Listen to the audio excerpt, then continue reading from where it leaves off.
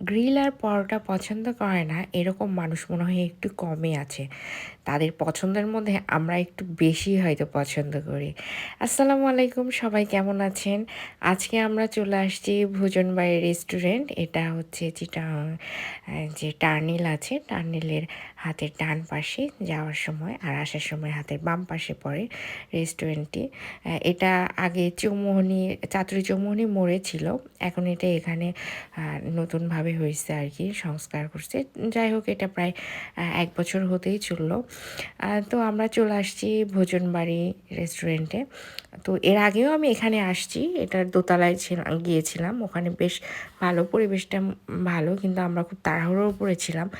রাত হয়ে গেছিলো অনেক, এই কারণে আর কি নিচেই বসে গেছিলাম। ক্ষুধাও লাগছিল অনেক।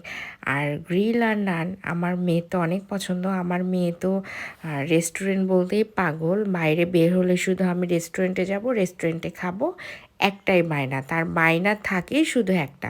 কিন্তু আজকে তার কেন জানি ভালো লাগছিল না, কারণ তার সওয়ার চাচ্চু ওই সামনের সিটে বসেছিল।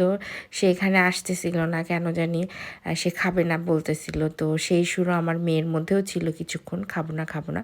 তারপরে আমি যখন তাকে একটু একটু করে পরোটা ছিঁড়ে দিচ্ছিলাম, সে চাচুর কাছে গিয়ে খাচ্ছিল একটু একটু করে, হাঁটাহাঁটি করেই খাচ্ছিল মূলত। সে আমার পাশে বসতেছিল না।